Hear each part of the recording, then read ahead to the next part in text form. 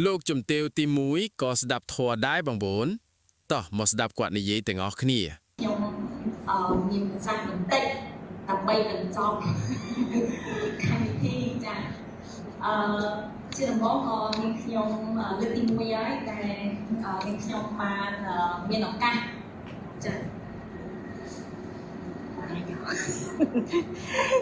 ចា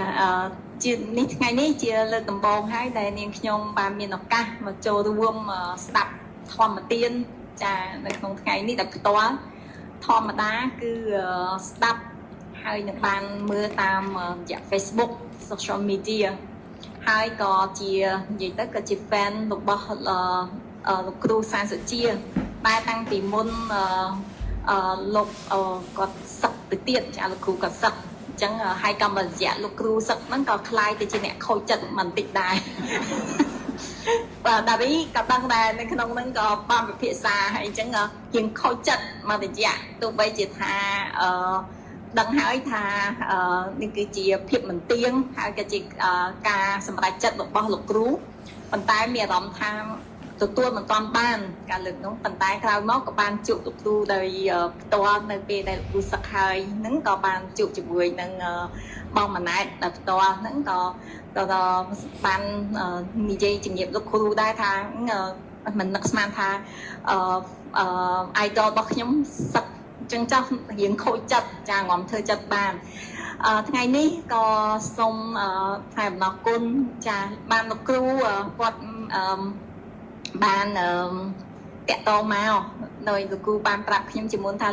គាត់បានអញ្ជើញមកប្រទេសកម្ពុជាយើងជំនះរយៈពេលដូចជាប្រហែលមួយខែចាហើយលោកគ្រូក៏បានបញ្ជូនព័ត៌មានថាមានធ្វើធម្មទាននៅកន្លែងនេះជួបជុំញាតិធម៌ចាហើយក៏ជម្រាបលោកគ្រូថាខ្ញុំសូមចូលរួមជាញាតិធម៌មិនបាច់ចាំបាច់ផ្សព្វផ្សាយអីទេហើយបានតាមរយៈតារីក៏បាននិយាយថាបានប្រាប់គាត់ថាខ្ញុំមកដែរចាហើយម៉ាក់ខ្ញុំក៏គាត់មានប្រសាសន៍ដែរគាត់ថាលោកគ្រូគាត់អញ្ជើញមកគាត់ចូលរួមតែខ្ញុំមកបានប្រាប់ម៉ាក់ខ្ញុំថាខ្ញុំចូលរួមមកទេវខ្លាចដឹងមុនអីចឹងខ្ញុំពិបាករៀបចំអញ្ចឹងមកថ្ងៃនេះនឹងរៀងដូចមានញាតិធម៌មួយណាគាត់មានប្រសាសន៍ថារៀងប្រេងមកដែរមកស្ងាត់ស្ងៀមចាទៅថ្ងៃនេះសប្បាយចិត្តមែនតើហើយក៏ចង់ចែករំលែកចានៅបទពិសោធន៍របស់នាងខ្ញុំផ្ទាល់នាងខ្ញុំបានពីមុននាងខ្ញុំគ្រួសាររបស់ខ្ញុំគឺជាពុទ្ធសាសនិកអញ្ចឹងលោកគ្រូចានិយាយទៅរឿងពធរឿងពុទ្ធសាសនាមិនសូវចេះភាសាសំប្រហែលទេចាពីមុនគឺម៉ាក់ប៉ាខ្ញុំម៉ាក់យាយខ្ញុំមានម៉ាក់យាយខ្ញុំដែលកាន់ពុទ្ធសាសនាហ្នឹងតាំងពីមុនមកខ្ញុំបានទៅវត្តជាធម្មតានិយាយទៅគឺគ្រួសារខ្ញុំគ្រប់ពុទ្ធសាសនាហើយម៉ាក់ប៉ាខ្ញុំម៉ាក់យាយខ្ញុំគឺគ្រប់ប្រតិបត្តិណាចាពេលទៅវត្តអីហ្នឹងគឺប្រតិបត្តិតាមធម្មតាប៉ុន្តែនាងខ្ញុំពេលហ្នឹងអត់យល់ថាតើពុទ្ធសាសនាព្រះធម៌គឺជាអីទេយើងទៅដល់គឺថ្វាយទាំងអង្គមអត់ធូបហើយនឹងគេធ្វើអីគឺប៉ាម៉ាក់ធ្វើអីម៉ាក់យាយធ្វើអីគឺខ្ញុំធ្វើរហូតតាមទាំងដែរចាអត់ធ្វើបាបជួយគេគឺជាអ្វីដែលម៉ាក់ប៉ាហើយនៅគ្រួសាររបស់ខ្ញុំបង្រៀនចាធ្វើប្រតិបត្តិតាំងពីនៅខ្ញុំនៅតូចប៉ុន្តែក៏មិនទាន់យល់ច្បាស់អំពីអវាទចាពុទ្ធអវាទរបស់ព្រះពុទ្ធចាជាអង្គម្ចាស់រហូតដល់ឆ្នាំ2019ចាចូលដល់2020ខ្ញុំក៏បានទៅធ្វើវិបស្សនាជាលើកដំបូងនៅពេលហ្នឹងគឺខ្ញុំមានអារម្មណ៍ថាពេលចេញមកវិបស្សនាតាមហ្នឹងគឺលោកតាមជាលោកគ្រូ Golden Ka នៅបាត់ដំបងចាហើយខ្ញុំដឹងថាមានការធ្វើច្រើនទៀតគឺនេះគឺជាមានផ្សេងចាក្នុងការគោរពពុទ្ធវិបស្សនាហ្នឹងមិនមែនមានទៅតាមលោកគ្រូ Golden Ka ទេប៉ុន្តែខ្ញុំទៅខ្លួនឯងគឺតាមលោកគ្រូ Golden Ka ពេលហ្នឹងគឺខ្ញុំចេញមកខ្ញុំមានអារម្មណ៍ថាខ្ញុំចាប់អារម្មណ៍នឹងពុទ្ធអវាទរបស់ព្រះពុទ្ធព្រះធម៌ការបង្រៀនរបស់ព្រះពុទ្ធអញ្ចឹងខ្ញុំក៏ធ្វើ research ខ្លួនឯងទាំងអស់ចាធ្វើ research មើលទៅទិញសភៅព្រះពុទ្ធចាយកមកមើលរឿងរបស់ព្រះពុទ្ធគឺជាពេលហ្នឹងហើយបានមានខ្ញុំដឹងថាការបង្រៀនពុទ្ធអវាទរបស់ព្រះពុទ្ធគឺ មានសារៈសំខាន់ណាស់គឺជាពិសេសគឺនៅក្នុងការរៀនជារៀងរាល់ថ្ងៃការរស់នៅជារៀងរាល់ថ្ងៃរបស់យើងគឺទៅយកមកអនុវត្តនាងខ្ញុំអាចនិយាយបានថា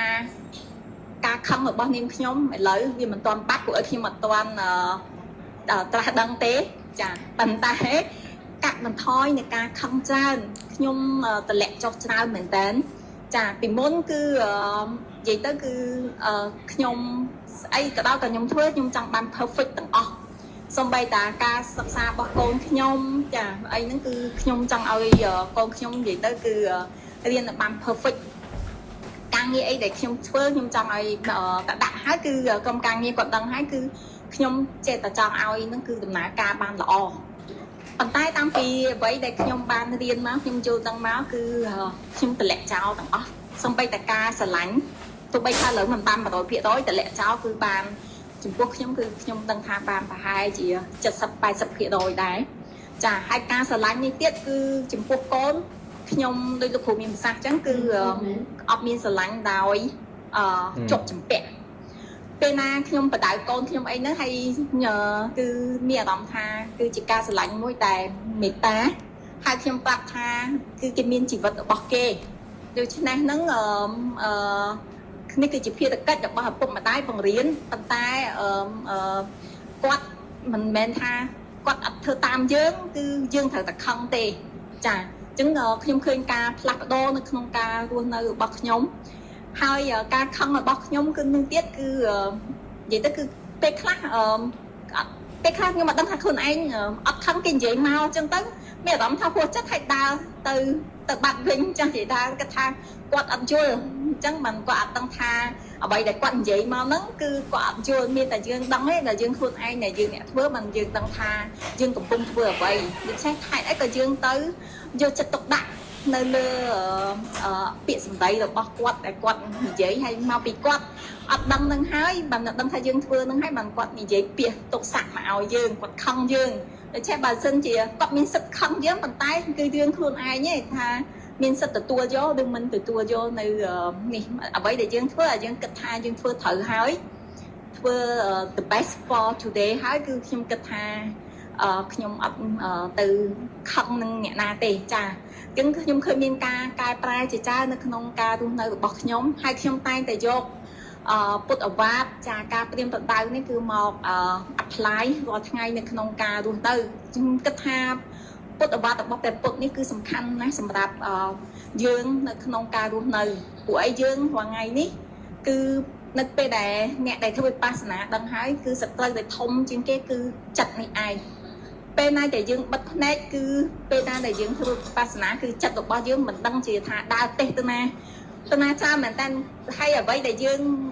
ចិត្តដើរទេនេះគឺមិនដែលគិតអំពីបច្ចុប្បន្ននេះគឺយើងគិតអំពីអតីតកាលដែលកន្លងមកហើយនឹងគិតអំពីអនាគតដែលនឹងកើតឡើងត្រូវធៀមអីខ្លះប៉ុន្តែអត់ដែលគិតថាខ្លួនឯងកំពុងពុយធ្វើស្អីទេ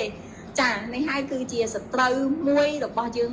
ចិត្តរបស់យើងនេះធំមែនតើដែលខ្ញុំគិតថារាល់ថ្ងៃនេះខំប្រឹងមើលតាមចិត្តតែដឹងថាអូរៀបខឹងអីអញ្ចឹងសុខចិត្តថាចំពោះខ្ញុំតែខ្ញុំគិតថាពេលណាអ្នកណាចង់ធ្វើដូចថាយើងដឹងថាយើងរៀបខឹងហើយខ្ញុំត្រូវមើលដង្ហើមរបស់ខ្ញុំមកវិញខ្ញុំគិតថាត្រូវដាក់សតិនៅលើដង្ហើមរបស់ខ្ញុំនឹងមកវិញអញ្ចឹងធ្វើឲ្យការខឹងរបស់ខ្ញុំនឹងចិត្តរបស់ខ្ញុំនឹងគឺ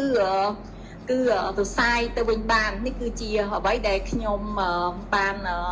បប្រតិបត្តិជារៀងរាល់ថ្ងៃចាហើយខ្ញុំគិតថាធម៌របស់ព្រះពុទ្ធនេះគឺខ្ញុំមានមោទនភាពហើយខ្ញុំគិតថាខ្ញុំសំណាងដែលបានប៉ះត្រូវចាដែលបានកើតមកនៅក្នុងគ្រួសារនៅក្នុងប្រទេសដែលកាន់ពុទ្ធសាសនាហើយជាពិសេសគឺនៅក្នុងគ្រួសារដែលកាន់ពុទ្ធសាសនាហើយក៏បានជួបនៅវិបស្សនាកាលឆ្នាំ2019នេះហើយធ្វើឲ្យខ្ញុំដឹងថាការរស់នៅរបស់យើងរាល់ថ្ងៃនេះគឺសំខាន់គឺសន្តិភាពដូចថ្ងៃនេះគឺសន្តិភាពចានៅក្នុងផ្លូវព្រះធម៌គឺគេថាមុននិយាយថាប្រទេសសន្តិភាពបានគឺយើងមានសន្តិភាពផ្លូវចិត្តសិនគឺយើងបង្កើតសន្តិភាពនៅក្នុងប្រទេសមួយបានតើតែយើងខ្លួនឯងធ្វើឲ្យមានសន្តិភាពសិនបានធ្វើឲ្យអ្នកជុំវិញខ្លួនរបស់យើងគឺមានសន្តិភាព នៅក្នុងគ្រួសាររបស់យើងមានសន្តិភាពបានធ្វើឲ្យសហគមន៍របស់យើងមានសន្តិភាពហើយបានធ្វើឲ្យប្រទេសរបស់យើងគឺមានសន្តិភាពទៅកើតដូច្នេះមួយគឺចាប់ផ្ដើមពីចិត្តរបស់យើងចាប់ផ្ដើមពីខ្លួនឯងសិនគឺជាអ្នកប្រតិបត្តិចាហើយនេះហើយគឺជាអវត្តបុត្រដែលបង្រៀនឲ្យយើងនេះគឺតែបន្សល់ទុកឲ្យយើងឲ្យអរគុណដល់លោកគ្រូចាទោះបីជាថាខ្ញុំអត់ទាន់បានចូលដល់អភិធម្មចៃជ្រះចានិយាយទៅគឺឲ្យតែរៀនលើកណាចូលទៅដល់តែប្រហែលហ្នឹងគឺភ្លេចក្រោយរហូតហើយអត់មានពេលរៀនហ្នឹងចូលដល់ YouTube របស់លោកគ្រូហ្នឹងបើកបានតែ2ដង3ដងហ្នឹងក៏អត់ទាន់បានបញ្ចប់ដែរខ្ញុំគិតថាចាំមើលមានពេលតិចទៀតនឹងខំប្រឹងអង្គុយរៀនឲ្យចប់ចាប៉ុន្តែនាងខ្ញុំគិតថានឹងខ្ញុំតែ beginner ទេចាអត់ទាន់ចូលដល់ថ្នាក់intermediate ឬមួយក៏ advanced ដូចអ៊ំពូមីងនៅកន្លែងនេះទេប៉ុន្តែខ្ញុំរកសេចក្តីសុខរបស់ចិត្តខ្លួនខ្ញុំឃើញហើយនឹងសម្ដេចធិបតីអំបម្នាយគាត់ថាខ្លាតាំងសិលនេះគឺជាការពិតចានេះក៏ជាការចូលរួមហើយក៏សូមអរគុណដល់ព្រះចនៈគូព្រះអង្គចាសូមទៀនទុកបើសិនជាមានការខុសឆ្គងអីប៉ុន្តែខ្ញុំសប្បាយចិត្តមែនតើនិយាយទៅគឺបានចូលរួមនៅក្នុងថ្ងៃនេះមានចិត្តស្ដាប់ហើយអ្វីដែលលោកគ្រូមានប្រសាសន៍មិញហ្នឹងគឺស្ដាប់ហើយចេះតែគិតចាំមិនថាការស្ដាប់មានច្រើនលោកគ្រូថាមាន3ប្រភេទស្ដាប់ដោយបញ្ញាចាស្ដាប់ហើយចេះតែគិតខ្លួនឯងថាកន្លែងហ្នឹងតើកាមុនអញចឹងមែនចាឥឡូវហ្នឹង apply ទៅយើងមក look at back មកមើលខ្លួនឯងហ្នឹងក៏យើងមានការកែប្រែច្រើនចាហើយបានស្ដាប់នៅធម្មទេសនាជាច្រើនតាមលោកគ្រូផ្សេងទៀតហើយចេះតែចែករំលែកដល់ក្រុមការងារហើយជាពិសេសឥឡូវហ្នឹងគឺមានការងារសង្គមជាច្រើនចឹងបានចេះចែករំលែកឲ្យទៅក្មេងៗជំនាន់ក្រោយឲ្យបានដឹងចាហើយក៏សូមអរគុណហើយសូមអរគុណលោកគ្រូដែលបានជួយខ្ញុំចូលរួមហើយឲ្យមានយោបល់